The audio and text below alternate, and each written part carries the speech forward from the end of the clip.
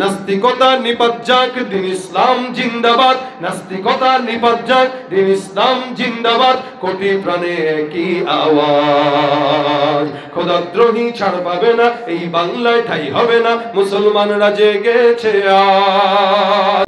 জোর কদমে সামনে চলো, বজ্র কণ্ঠে আওয়াজ তোলো, সবাই মিলে একই তালে দাও না স্লোগান।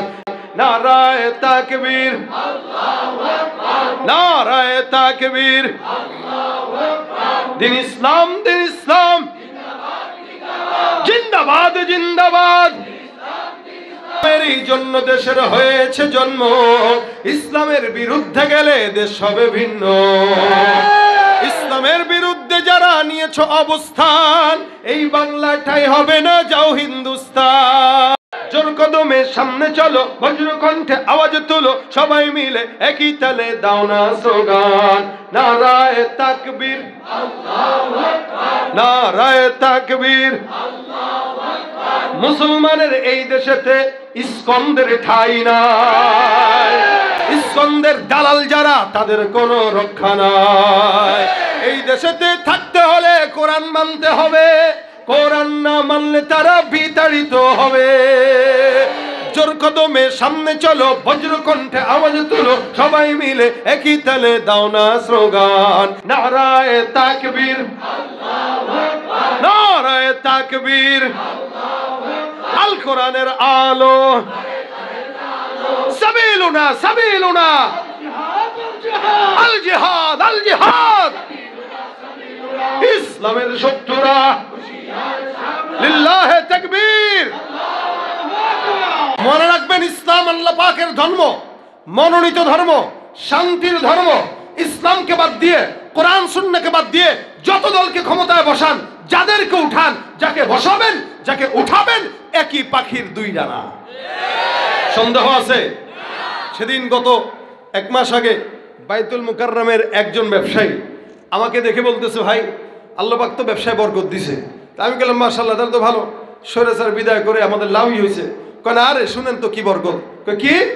আগে প্রত্যেক দিন দোকানে চাঁদা দিতাম 250, আর এখন দেওয়া লাগে 350।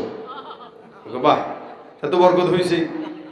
তার মানে যারা যাবে, যারা আসবে, এরা কেউ মুসলমানের বন্ধু না।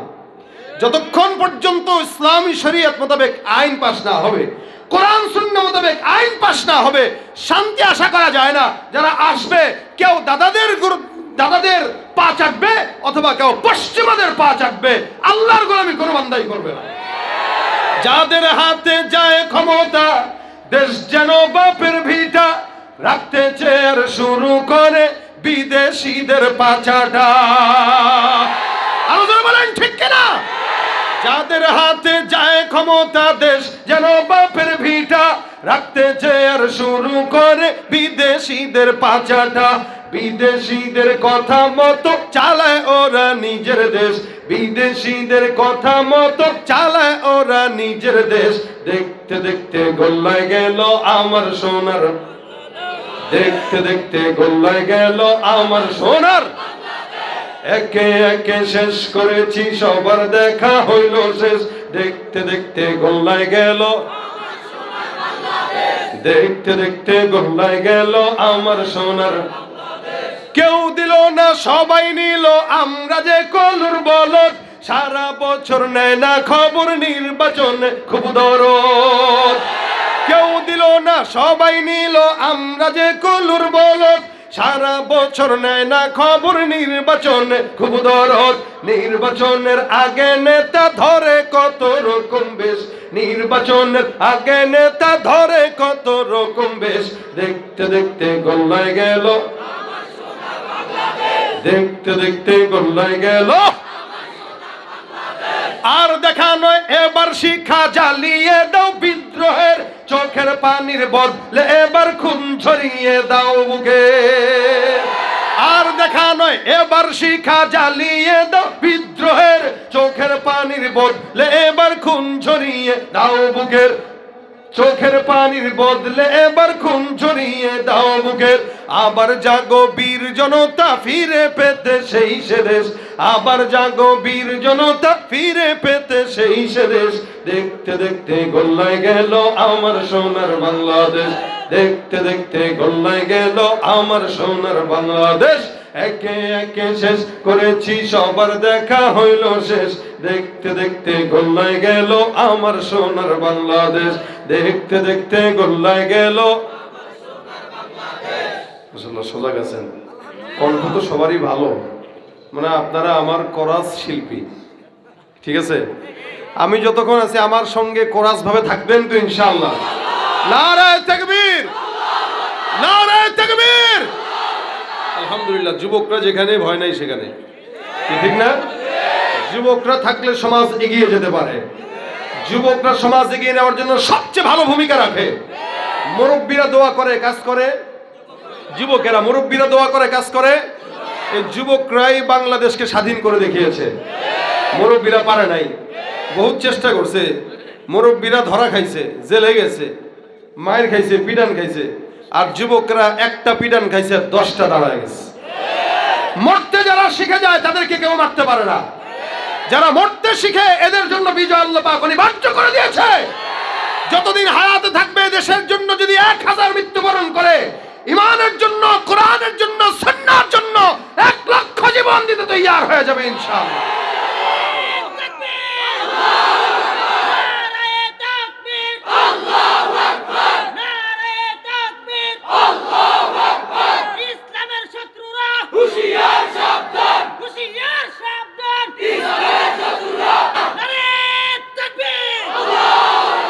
কোরআন শিক্ষার মার্কাজ।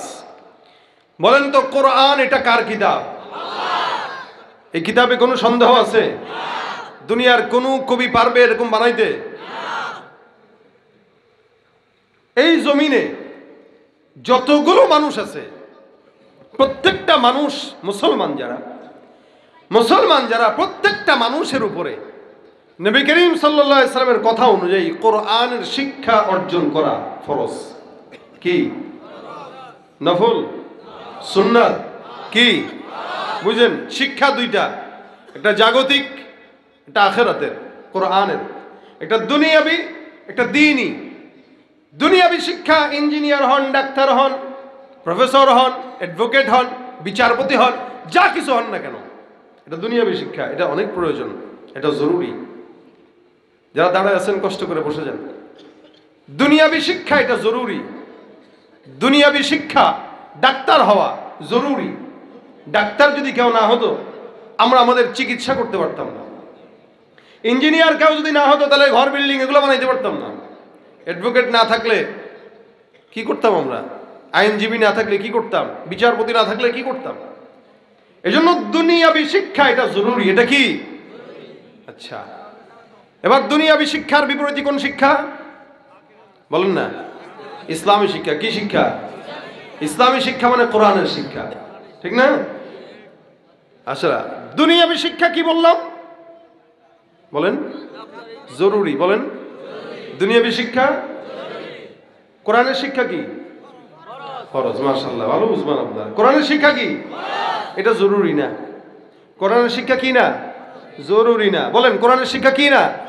জরুরি না। কোরআনের শিক্ষা কি? জরুরি এক জিনিস, ফরজ এক জিনিস। আমার এই কোটটা জরুরি, নাহলে শীত লাগবে, তো না হইলেও চলে। এই যে জামা পরছি এটা জরুরি। জামা না পরে যদি শুধু গেঞ্জি পরতাম আপনারা মাইন্ড করতেন না? বাঙালি মাইন্ড করে। বাঙালিকে হুজুর মানুষ গেঞ্জি পরবে কেন? না, হুজুর মানুষ গেঞ্জি কেন পরবে? আরে ভাই গেঞ্জি তো সবাই পরে। এই যে আমার জামা খুললে তো ভিতরে গেঞ্জি আছে, এটা জরুরি। জামা জরুরি, কোট জরুরি, ফরজ না। কিন্তু পায়জামা, লুঙ্গি এটা ফরজ, এটা পড়তেই হবে। এটা না বললে আপনার নাম একটা হবে কি? কন্যা পাগল। তার মানে প্যান্ট যদি কেউ না পরে এমনি খালি হাঁটে, মানুষকে আরে পাগলাটা রে দেখা যাইতেছে, কেউ ঠিক না? আপনারা রাস্তায় দাঁড়া ফ্রি দেখবেন আর কি। তো পাগল ল্যাংটা থাকে, উলঙ্গ থাকে, এটা সে তার মাথার তার ঠিক নেই কারণে। লেকিন ভালো মানুষ উলঙ্গ থাকে না, সে পড়ে, কিন্তু পড়ার ভিতরে একটা ফরজ আর একটা জরুরি। ঠিক তেমনই ভাবে দ্বীনি শিক্ষা ফরজ, দুনিয়াবি শিক্ষা জরুরি। জরুরি আগে না ফরজ আগে? কি আগে? বুঝে বলতেছেন তো? দুনিয়াবি শিক্ষা আগে না কোরআনের শিক্ষা আগে? যদি আমি কই ভাই কয়জন কোরআন পারেন দাঁড়ান, দেখবেন অনেকে দাঁড়ায় যাবে যারা কোরআন তেলাওয়াত করতে পারে না, কিন্তু এরাও মুসলমান। কিন্তু এরা নিজেরা বলতেছে ফরজ, কিন্তু এরা ফরজটা আদায় করে নাই। গুনাহগার হবে না সওয়াব হবে? ফরজ তরক করার গুনাহ আছে না? কবিরা গুনাহ। তা আপনি জরুরি ঠিকই লাগাইলেন, আপনি জরুরি কাপড় গায়ে উঠাইলেন, ওদিক দিয়ে প্যান্ট নাই, লুঙ্গি খুইলা পাগড়ি বাঁধার অবস্থা। লুঙ্গি খুইলা পাগড়ি বাঁধলে যেরকম কোয়ালিটি, আমাদের দিন না শিখে দুনিয়া শিখার কোয়ালিটি একই। এই জন্য নবী বলেন, যেই ব্যক্তির দ্বীনের ইলম নাই, কোরআনের জ্ঞান নাই, ওই ব্যক্তির মতো মিসকিন দুনিয়া তার কেউ নাই। সে কি? মিসকিন, ফকির। রাসূল সাল্লাল্লাহু আলাইহি ওয়াসাল্লাম বলেন, যার দ্বীনের ইলম নাই সে মিসকিন, সে ফকির। আলহামদুলিল্লাহ, মাদ্রাসার তালিবুল ইলমরা কেউ ফকির না, এরা দোজাহানের ধনী। আসতে কইলেন কেন? এখানে তো সবাই আপনারা জেনারেল, মাদ্রাসার ছাত্র নাই, কম। আপনারা তো বলবেনই আসতে, কিন্তু আল্লাহর নবী বলেছেন দুনিয়াতে দোজাহানের ধনী কারা? খায়রুকুম মান তাআল্লামাল কুরআন ওয়া আল্লামা। যারা কোরআন শিখে এবং শিখায়, এই দুনিয়াতে সবচাইতে বেশি দামি আল্লাহর কাছে তারা। সুবহানাল্লাহ, আসতে কইলেন। কথা কি বুঝতেছেন? ইনশাআল্লাহ বুঝলে জবাব দিবেন। দুনিয়ার ভিতরে সবচেয়ে দামি ওই ব্যক্তি যে কোরআন শিখে এবং শিক্ষা দেয়। আমাদের দেশে মক্তবের হুজুররা সবচেয়ে অবহেলিত। কি বলেন? বুঝেন নাই? এই মক্তবে এখানে পড়ায় না, মসজিদে মক্তবে পড়ায়, অথবা মাদ্রাসার নুরানি বিভাগে যে শিক্ষকটা পড়ায়, এই শিক্ষকটা সবচেয়ে বেশি অবহেলিত। এই কারণে তো মক্তবের হুজুর। আরে ভাই, ও যদি আলিফ বাতা না শিখাইতো, তুমি কোরআন শিখাইতে কেমনে? তারে বুনিয়াদি শিক্ষা যে শিখায় তার দাম বেশি, আলিফ বাতা সে যে শিখায় তার দাম বেশি। কেন? সে মূল বুনিয়াদটা শিখাইছে। এই শিক্ষা দুইটা, জাগতিক আখিরাতের। জাগতিক শিক্ষার মাধ্যমে মানুষ সম্মান পায়, কিন্তু জাগতিক শিক্ষা দুনিয়াতে অনেক কারণে সম্মান পায়। যেমন মানুষের সম্পদ থাকলে সম্মান পায়, ক্ষমতা থাকলেও সম্মান পায়। আচ্ছা বলেন, ক্ষমতা কি আজীবন থাকে? আমাদের এই দেশ থেকে যখন আমাদের তাহাজ্জুদ গুজারি প্রধানমন্ত্রী বিদায় হয়েছে, আচ্ছা এটা কি আমি মিথ্যা কইলাম? আপনারা শুনছেন না? কি বলছে? যে আমি ঘুম থেকে জাগলে যায় নামাজ খুঁজি, কোরআন খুঁজি, মোবাইল খুঁজি না। তার মানে সে তাহাজ্জুদ গুজারি। আর সে কি গুজারি এটা তো আল্লাহ জানে। সে নিজে তো অন্তত ধর্মকে বিক্রি করে হইলেও মানুষের সিম্পিথি নেওয়ার চেষ্টা করতো। আর আমাদেরকে কইতো আমরা না কি ধর্ম ব্যবসায়ী। এর মতো বড় ধর্ম ব্যবসায়ী আর কেউ নেই। ওদের মতো বড় ধর্ম ব্যবসায়ী আর কেউ ছিল না। ওরা ধর্মকে পুঁজি করে আমাদেরকে সুন্দর সুন্দর বুলি শোনায়া ওই জায়গায় মন্দিরে যায় যা মাথা ঠুকাইতো। এরাই তারা যারা 80 রাকাত তাহাজ্জুদ পড়ে।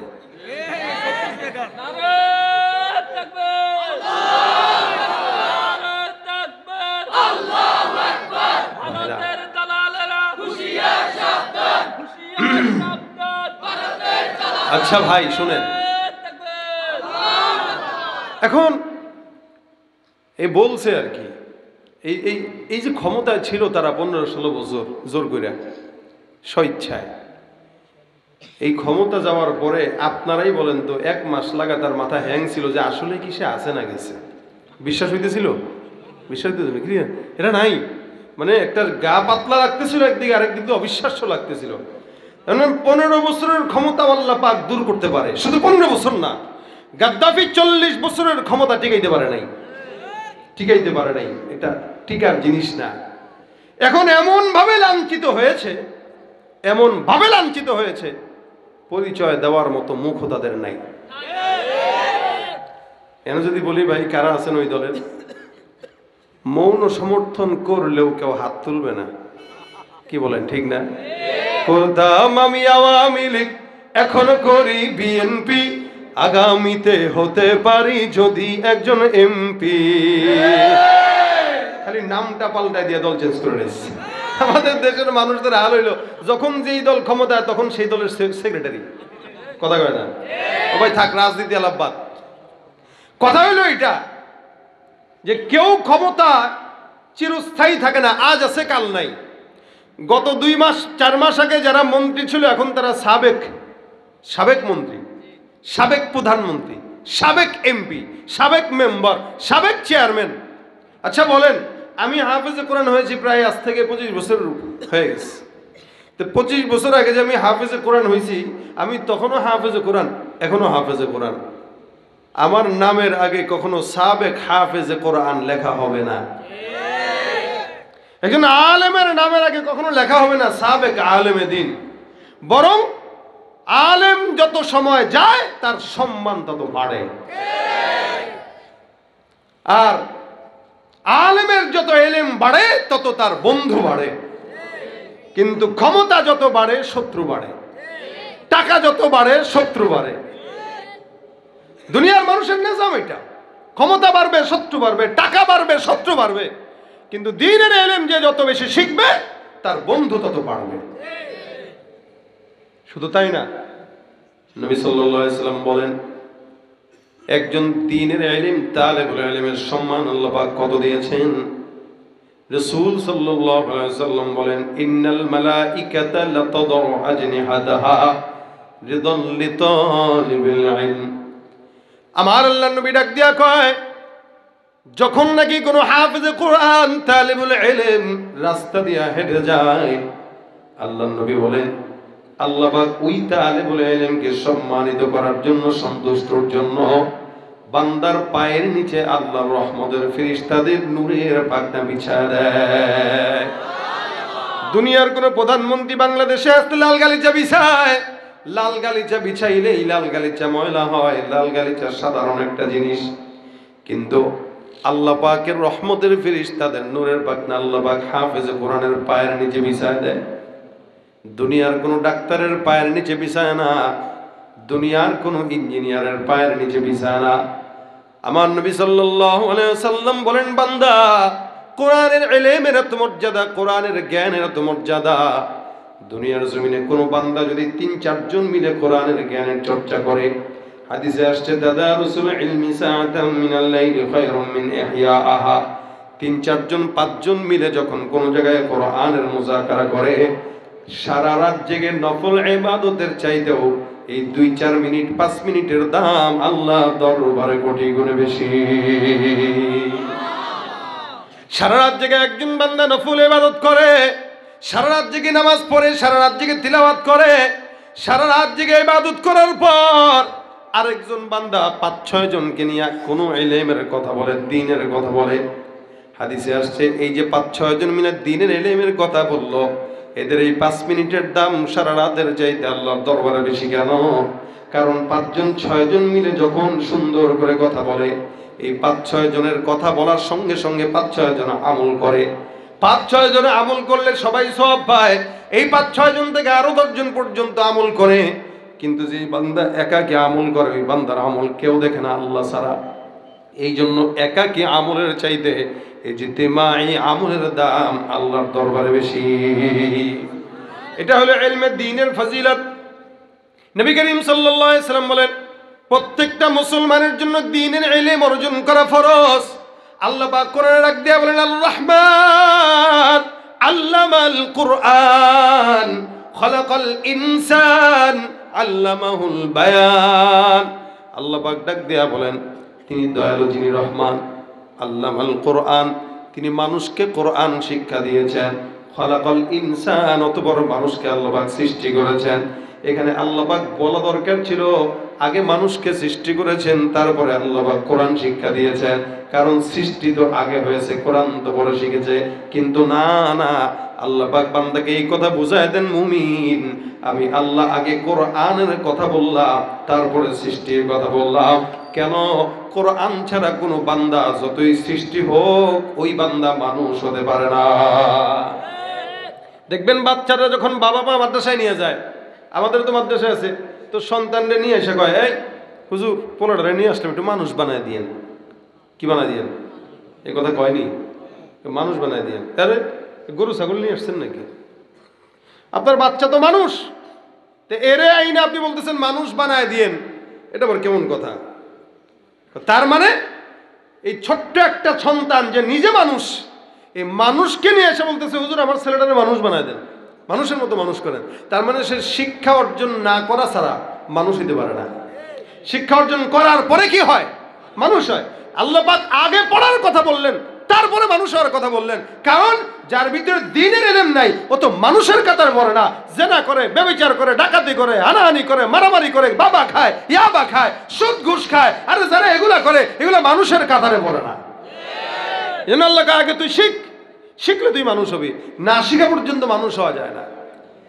এই জন্য ভাইরা আমার, কিছু কিছু বান্দার ব্যাপারে আল্লাহ পাক ডাক দেয়া বলেন যাদের ভিতরে কোরআনের জ্ঞান নাই, আমার আল্লাহ ডাক দেয়া বলেন লাহুম কুলুবুল লা ইয়াফকাহুনা বিহা ওয়া লাহুম আ'য়ুনুল লা ইউবসিরুনা বিহা ওয়া লাহুম আযানুল লা ইয়াসমাউনা বিহা উলাইকা কাল আনআম বাল হুম আদাল উলাইকা হুমুল গাফিলুন।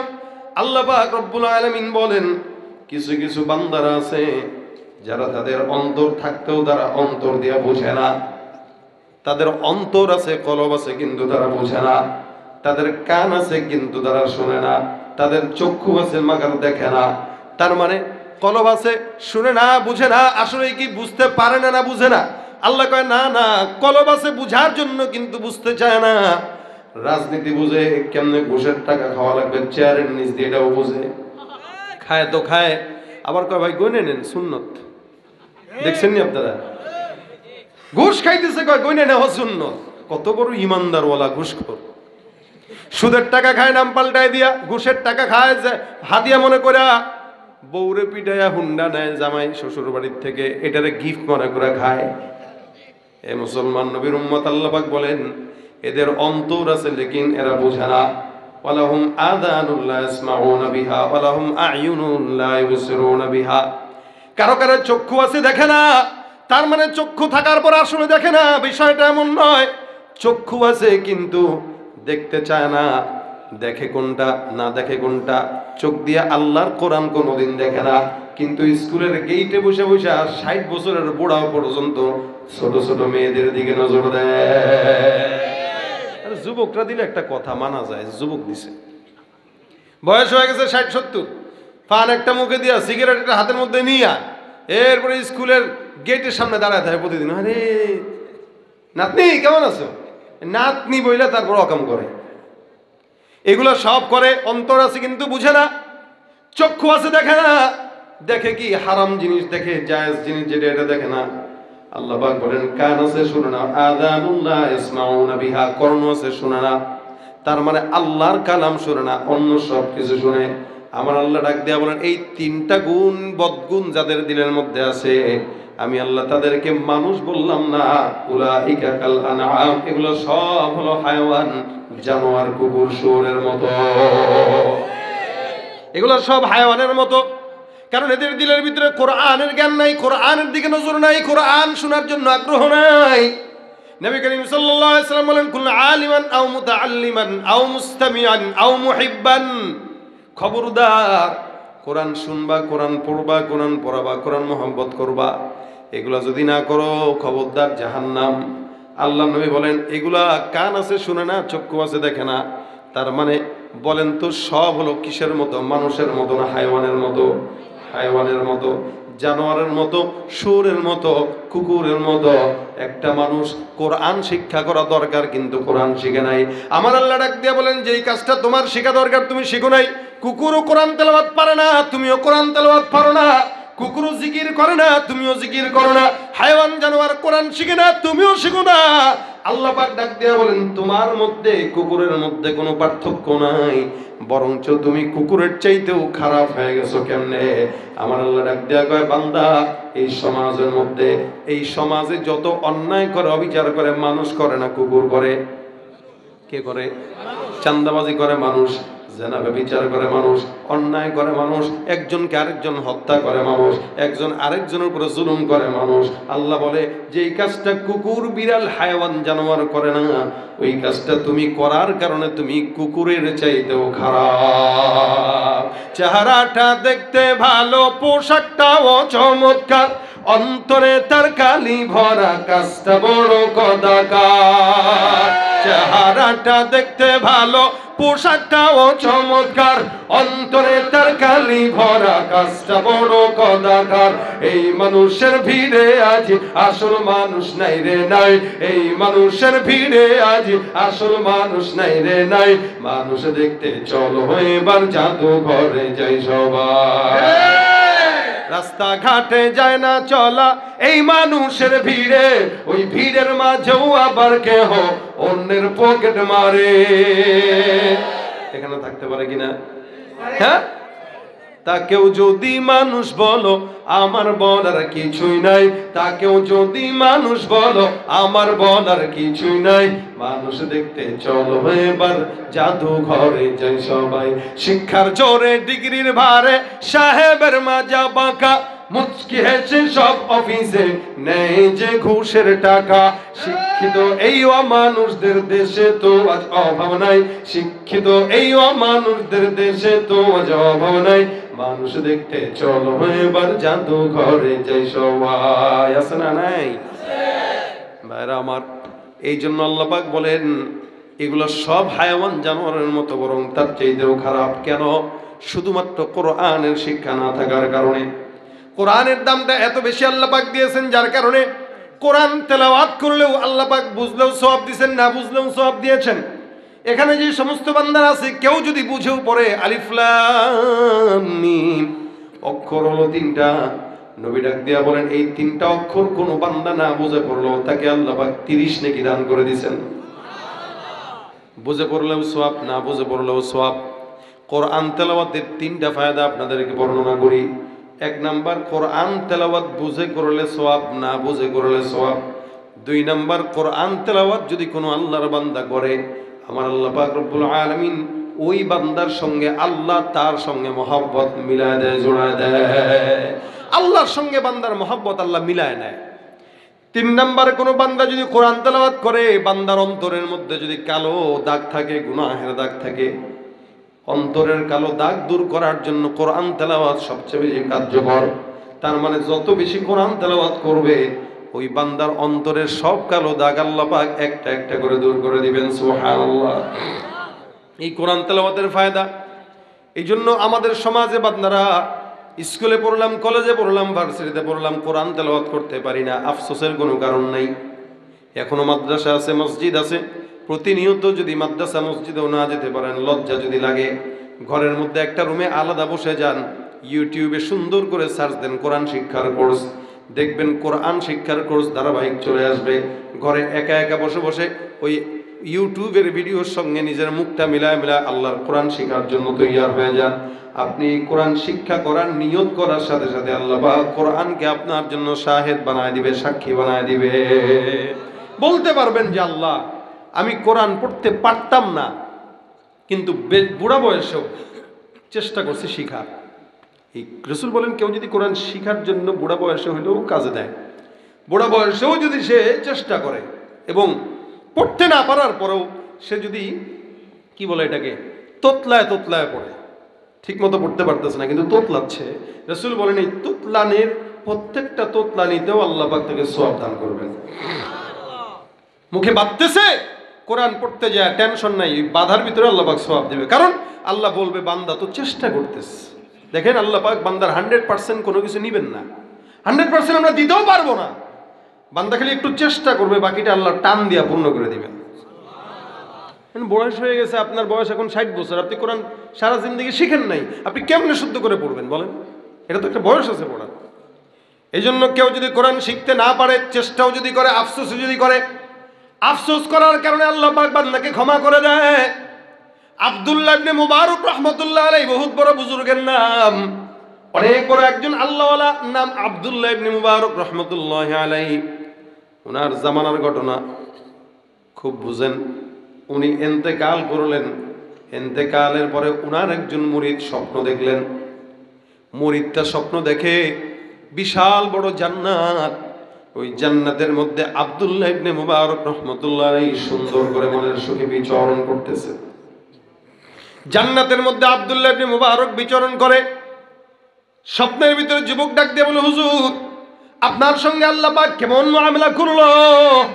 আব্দুল্লাহ ইবনে মুবারক রাহমাতুল্লাহ আলাইহি বলেন, মালিক আমার সঙ্গে অনেক ভালো মুআমালা করলেন, এমন ভালো মুআমালা আমি আশা করি নাই, যার কারণে বিশাল বড় জান্নাত আল্লাহ পাক আমাকে দান করলেন। কিন্তু হ্যাঁ, আমার পাশের বাড়িতে কামার ছিল, ওই কামারটার জান্নাত আমার জান্নাত বরাবর দিয়েছেন।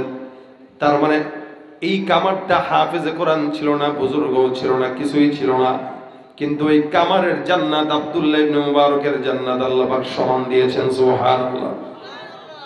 যুবকটা স্বপ্ন দেখলো, স্বপ্ন থেকে ঘুম থেকে জেগে যায়, পেরেশান হয়ে গেছে। আব্দুল্লাহ ইবনে মুবারকের মতো এত বিশাল বড় বুজুর্গ, যেই বুজুর্গ হাফেজে কোরআন, হাফেজে হাদিস, আল্লাহওয়ালা বুজুর্গ, এমন একজন বান্দা, তাকে আল্লাহ পাক যেমন জান্নাত দান করলেন, একই জান্নাত আল্লাহ পাক রব্বুল আলামিন ওই কামারকেও দান করছেন। কামার মানে হলো দাও বানায়, কোদাল বানায়, চাকু বানায়। বেচারা ঘুম থেকে জেগে সুন্দর করে চলে গেছে কামারের ঘরে, যে টোকা দিয়া দরজার মধ্যে বলতেছে, ঘরে কে আছেন? কামারের বিবি ভিতর থেকে বলে, কে তুমি? বলে, আমি অমুক একজন যুবক, আপনার স্বামী দুনিয়ার জমিনে এমন কোন ইবাদত করত যে ইবাদতের কারণে আল্লাহ পাক রব্বুল আলামিন আপনার স্বামীকে জান্নাতের উচ্চ মর্যাদা দান করে দিয়েছেন। আমাকে একটু আপনি বলেন তো ওই আমলটা কি? ভিতর থেকে ওই কামারের বিবি ডাক দিয়া কয়, আমার স্বামী তেমন বড় বুজুর্গ না, আমার স্বামী আল্লাহওয়ালাও না, আমার স্বামী কিছুই না, সাধারণ কামার। উনি সুন্দর করে দা বানায়, খুন্তি বানায়, এগুলো মানুষের কাছে বিক্রি করে, সকালবেলা বের হতো, রাত্রেবেলা ঘরে ঢুকতো। কিন্তু আমার স্বামীর ভিতরে দুইটা গুণ ছিল। কয়টা? দুইটা গুণ। দেখেন, কয় আমার স্বামীর ভিতরে দুইটা গুণ ছিল। এক নাম্বার গুণ হলো, আমার স্বামী 5 ওয়াক্ত নামাজ ইহতিমামের সঙ্গে আদায় করতেন। যখন নাকি কাজ করতেন, সকালবেলা বের হয়ে যেতেন, বের হওয়ার পর যদি ওই দাও বানাইতেছেন, কোন খরিদ্দার যদি ঘরের মধ্যে ঢুকতো, দোকানের মধ্যে ঢুকে বলতো 100টা দা লাগবে, যত টাকার অফার আসুক না কেন, আমার স্বামী কোনোদিন আজান হয়ে গেছে, আল্লাহু আকবার ধ্বনি চলে আসছে কানে, আমার স্বামী সঙ্গে সঙ্গে দোকান বন্ধ করতো, যত বড়ই খরিদ্দার আসুক তার কাছে মাল বিক্রি করতো না। আল্লাহ পাক কোরআনে বলেন, ইয়া আইয়ুহাল্লাযীনা আমানু ইযা নুদিয়া লিস-সালাতি মিন ইয়াউমিল জুমআতি ফাসআউ ইলা যিকরিল্লাহি ওয়া দারুল বাই'। আযান যখন কানের ভিতরে চলে আসবে, ব্যবসা বাণিজ্য বন্ধ, দৌড়ে আল্লাহর ঘর মসজিদে চলে যাও। এটা আল্লাহ পাক রব্বুল আলামিনের আদেশ। আমাদের দেশে জুমার নামাজও মুসল্লিরা পড়ে না, কিন্তু মুসলমান দাবি করে। যারা নামাজ পড়ে না, রোজা রাখে না, হজ করে না, যাকাত দেয় না, এরা মুসলমান ধারণ করতে পারে, নাম বলতে পারে, দাবি করতে পারে, একটাও কোনোদিন খাঁটি মুসলমান হতে পারে না। আব্দুল্লাহ ইবনে মুবারক রাহমাতুল্লাহ আলাইহি স্বপ্ন দেখার পর যুবক যখন ওই মহিলাকে প্রশ্ন করতেছেন, মহিলা জবাব দিলেন, আমার স্বামীর ভিতরে নামাজের গুরুত্ব ছিল, ইহতিমাম ছিল। 2 নাম্বার, আমার স্বামী প্রতিদিন তেলাওয়াত করতে পারতেন না, কারণ কোরআন জানতেন না। কিন্তু আব্দুল্লাহ ইবনে মুবারক রাহমাতুল্লাহ আলাইহির ঘর পাশের ঘরে আমার স্বামীকে আমি প্রতিনিয়ত দেখতাম, সকালবেলা ঘুম থেকে ফজরের নামাজের আগে যখন সুবহে সাদিকের সময় জাগতো, তাহাজ্জুদের সময়। খুব বুঝবেন জান্নাতে যাওয়ার আসল কারণটা কি, দেখেন, চিন্তা করেন। মহিলা ডাক দেয়া কয়, আমার স্বামীটা যখন সকালবেলা ফজরের নামাজের আগে উঠতো, ওই যে ছাদের ভিতরে আব্দুল্লাহ ইবনে মুবারক রাহমাতুল্লাহ আলাইহি 5 ওয়াক্ত নামাজও তো পড়তেন, আবার ছাদের মধ্যে রাত্রেবেলা তাহাজ্জুদের নামাজও কোরআন খতম দিতেন। প্রতিদিন উনি নামাজের মধ্যে কোরআন তেলাওয়াত করতেন। আমার স্বামীর 2 নাম্বার কাজ ছিল, দরজার মধ্যে দাঁড়ায়া ওই ছাদের দিকে তাকায়া তাকায়া আব্দুল্লাহ ইবনে মুবারক রাহমাতুল্লাহ আলাইহির সঙ্গে তাকায়া তাকায়া বলতেন, আহারে, এই লোকটা হাফেজে কোরআন হওয়ার কারণে নামাজে এমন চমৎকার করে কোরআন তেলাওয়াত করে, আমিও যদি তার মতো হাফেজ হইতে পারতাম, আমিও তার মতো সুন্দর করে করতে পারতাম, কোরআন আমার জন্য সাক্ষী দিয়ে দিত। কারণ আমার আল্লাহ ফজরের কোরআন তেলাওয়াতের ব্যাপারে আয়াত নাজিল করে বলেন, ইন্না কুরআনাল ফাজরি কানা মাশহুদা। ফজরের নামাজের কোরআন তেলাওয়াতে আল্লাহ পাক সাক্ষী পাঠায় দেয়। এমন চমৎকার একটা সময়, আমার স্বামীকে আমি দেখতাম প্রতিদিন ফজরের নামাজের আগে আব্দুল্লাহ ইবনে মুবারকের দিকে তাকায়া আফসোস করতে আর বলতো, আল্লাহ আমার কণ্ঠে কোরআন বাজে না, আমি তো কোরআন তেলাওয়াত করতে জানি না, আমি কোরআন শিখি নাই, মালিক তুমি আমাকে মাফ করে দিও। আল্লাহ কোরআন যদি জানতাম আমি প্রতিদিন তাহাজ্জুদে কোরআন খতম দিতাম। এই আফসোস আমার স্বামীকে মৃত্যুর আগ পর্যন্ত আমি করতে দেখলাম। আল্লাহর কসম, আমার স্বামী কোরআনটা হাতের ভিতরে নিয়ে আঙ্গুল বুলাইতো আর বলতো, আমার আল্লাহ যা কোরআন লিখেছেন সবগুলো সত্য। এই যে আফসোস আমার স্বামীকে আমি করতে দেখছি, এই আফসোসটা মরণের আগের দিন পর্যন্ত আমার স্বামীকে আমি করতে দেখলাম। একটা মানুষ কতটা আফসোস করলে আল্লাহ পাক রব্বুল আলামিন তাকে জান্নাতে ভালো রাখেন। এ মুসলমান, কোরআনের বুঝ যাদের ভিতরে আছে, কোরআনের মর্যাদা যে বুঝে তার কাছে কোরআনের এত দাম। যারা কোরআনের মর্যাদা বুঝে না, ওই বান্দা কোনোদিন আফসোস করবে না। আল্লাহর বান্দা যুবক ডাক দিয়া কয়, হা আপনার স্বামীর জান্নাতে যাবার কারণ আমার এখন বোঝা হয়ে গেল। আপনার স্বামী 1 নম্বরে নামাজের গুরুত্ব দিত, 2 নম্বরে আল্লাহর কোরআন না পড়তে পারার যে আফসোস, ওই আফসোস করতো। আমার আল্লাহ পাক এই কোরআন তেলাওয়াত করার আফসোসের কারণে আপনার স্বামীকে সমান বরাবর আব্দুল্লাহ ইবনে মুবারকের সঙ্গে জান্নাত দিয়েছে। এইজন্য ভাই আল্লাহর কাছে তো বলতে পারবেন, রাসূল বলেন হয়তো আলেমদেরকে মহব্বত করো। রাসূল সাল্লাল্লাহু আলাইহি ওয়াসাল্লাম বলতেছেন, আলেম হও, আলেম বানাও, কোরআন শুনো, কোরআনকে মহব্বত করো। অন্তত বলতে পারবা হিব্বুস সালিহিন ওয়া লাস্তু মিনহুম লাআল্লাল্লাহ ইয়ারযুকুনি সালাহা। কিয়ামতের ময়দানে রাসূল বলেন, কিছু হাফেজ কোরআনকে আল্লাহ পাক রব্বুল আলামিন দাঁড় করায় দিয়ে বলবেন, হে হাফেজ, তোমার যাকে পছন্দ হয় 10 জনকে যাদের উপরে জাহান্নাম ওয়াজিব, এদেরকে সুপারিশ করে করে আল্লাহর জান্নাতে নিয়ে যাও। সুবহানাল্লাহ।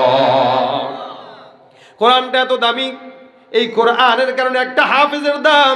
নবী ডাক দিয়া কয়, কিয়ামতের ময়দানে আল্লাহ পাক বলবেন, ইকরা ওয়ারতাকি, এই এক একটা আয়াত করে পড়ো আর জান্নাতে উঠো। যত আয়াত পড়বা আমি আল্লাহ তত আয়াতের প্রাসাদ তোমার জন্য জান্নাতে দিয়া দিব। সব হাফেজে কোরআনের জন্য আল্লাহ পাক রব্বুল আলামিন নিয়ামত রাখছেন। শুধু তাই নয়, হাফেজে কোরআনদের বাবাদেরকে আল্লাহ পাক কিয়ামতের ময়দানে নূরের টুপি পরায় দিবেন।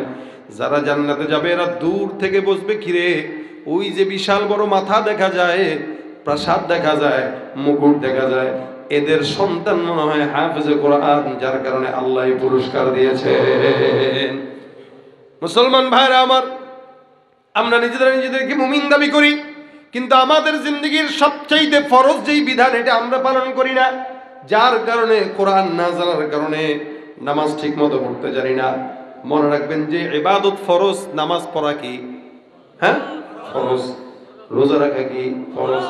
যে ইবাদত ফরজ ওই ইবাদতের ইলম অর্জন করাও কি ফরজ। যে ইবাদত নফল ওই ইবাদতের ইলম অর্জন করাও নফল।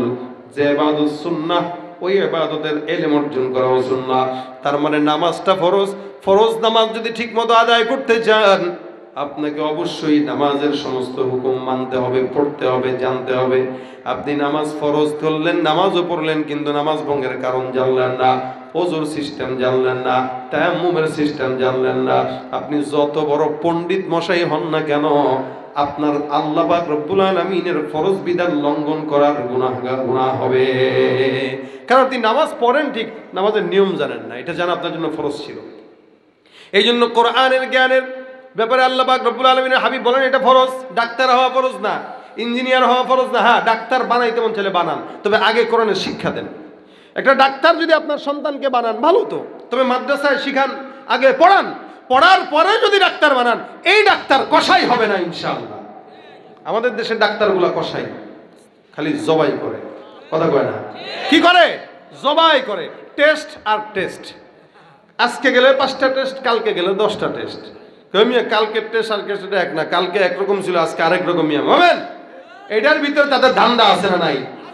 ঢাকায় গেলে দেখবেন এক টেস্ট 2-3টা টেস্ট দিবে, বিল চলে আসবে 10,000, 12,000, 15,000। এই 15,000 টাকা বিল করে দেবে আপনার জন্য ছাড় দিয়া 10,000 টাকা, ছাড় দিয়া 10,000। তাহলে বুঝুন ছাড় না দিলে কি হইতো?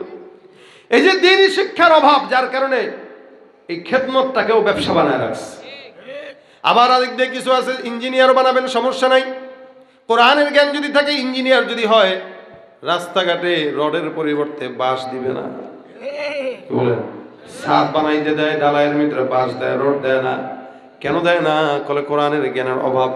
এই কোরআনের বুঝ যদি থাকতো, হারাম টাকা কোনোদিন গিলতো না, হালাল খায়া মরতো এ মুসলমান। এই কারণে কোরআন এমন একটা বিধান, যে বিধান ঘরে আসলেও শান্তি, বাইরে গেলেও শান্তি, সংসদে গেলেও শান্তি, সংসারে গেলেও শান্তি, ঠিক কিনা? করে বলো কিবা রাষ্ট্রে বলো, ঘরে বলো কিবা রাষ্ট্রে বলো, অশান্তি দূর করে শান্তি আনে, সমাধান চাও যদি জীবনে মরণে, ফিরে যাও খুঁজে নাও, চোখ রাখো কোরআনে। এ তো চির অম্লান চির মুক্তির ডাক, এই যে মহাবাণী খোদারি কালামে পাক। এই দুনিয়া আর সেই দুনিয়া, এই দুনিয়া আর সেই দুনিয়া, মুক্তি পাবে তুমি দো জাহানে, সমাধান চাও যদি জীবনে মরণে, ফিরে যাও খুঁজে নাও, চোখ রাখো কোরআনে। সব কিছুর সমাধান দিতে পারে আল কোরআন। এই কোরআন শিক্ষা ফরজ, আমার জন্য না, আপনাদের জন্য, সবার জন্য। কি কার জন্য? এখন কোরআনের জ্ঞান থাকার কারণে যদি কেউ মৌলবাদ হয়, আপনারাও তো মৌলবাদ। কি বলেন? কথা বুঝে নেই। আমি আলেম হওয়ার কারণে আমার যদি আপনি মৌলবাদ বলেন, তা আমি বলবো আপনিও মৌলবাদ, কারণ আপনি নিজে মুসলমান। মুসলমান হওয়ার কারণে আপনার কোরআন শিক্ষা করা ফরজ ছিল, আপনি করেন না, আপনি গুনাহ করছেন। এজন্য খালি নিজের বাচ্চাকে হাফেজে কোরআন বানায়েন না, নিজেও কোরআন শিখেন। প্রত্যেকটা মানুষের উপরে কোরআন শিক্ষা করা ফরজ।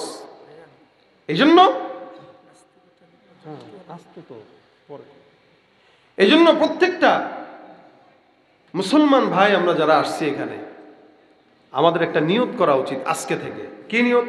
যারা স্কুলে পড়েন, কলেজে পড়েন, ভার্সিটিতে পড়েন, আপনারা প্রত্যেক দিন একটা সময় বের করবেন, 15 মিনিট হোক, 20 মিনিট হোক, এই 15-20 মিনিটে আপনারা সময় বের করে প্রত্যেক দিন ঘরে পারেন বা মাদ্রাসায় পারেন এসে অন্তত কোরআন শিক্ষার জন্য চেষ্টা করেন। প্রতিদিন যদি আপনি একটু একটু করে শিখেন, বছর শেষে দেখবেন আপনার কোরআন তেলাওয়াত শিখা হয়ে গেছে। আর যদি এই শিখার শুরু না করেন, মরণ পর্যন্ত শিখা হবে না। কাজ শুরু করে দিতে হয়। শয়তান কে, আরে বেটা দাঁড়া, বয়স 40 হোক এরপরে শিখিস, 50 হোক এরপরে শিখিস। আপনাকে শয়তান শিখাবে যে খবরদার এখন না, পরে শিখ, কিন্তু আপনি বলবেন না এখনই সময়। কারণ আপনার আজকে বাঁচবেন কি মরবেন এটা আপনি নিজেও জানেন না। যেন মরার আগে অন্তত কোরআনের জ্ঞানটা অর্জন করে যান।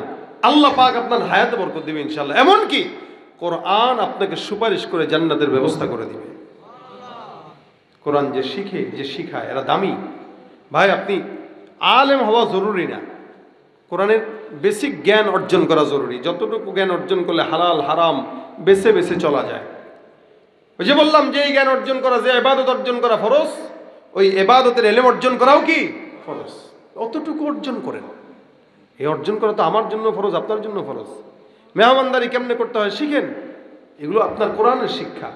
আমরা জানি না কিভাবে একজন মুমিনের সাথে কথা বলতে হয়, আমরা জানি না একজন আলেমের সাথে কিভাবে ব্যবহার করতে হয়, আমরা জানি না একজন মুরব্বীর সাথে কি আচরণ করতে হয়, আমরা জানি না। শিক্ষার অভাব। যদি রাসূলের সিরাত পড়তো, প্রত্যেকটা মানুষ স্বর্ণের মানুষ হয়ে যেত।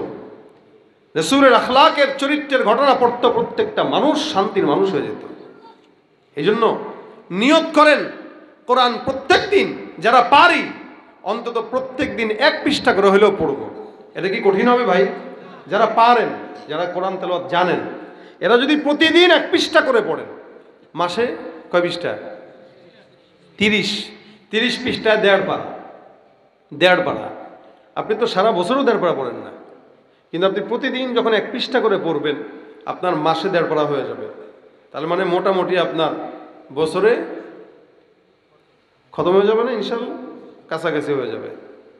তাহলে সেই ক্ষেত্রে প্রত্যেকটা মানুষের আমাদের উচিত প্রত্যেক দিন অন্তত 1 পৃষ্ঠা করে তেলাওয়াত করা। যারা শিখছি পারি, আর যারা পারি না তারা চেষ্টা করবেন অন্তত প্রত্যেক দিন একটু একটু করে শিখব। এখন এটাও যদি বয়স না থাকে, যে শিখারও বয়স নেই, তাহলে অন্তত কোরআনকে মহব্বত করে কোরআনের মাদ্রাসার সাথে সম্পৃক্ত থাকেন।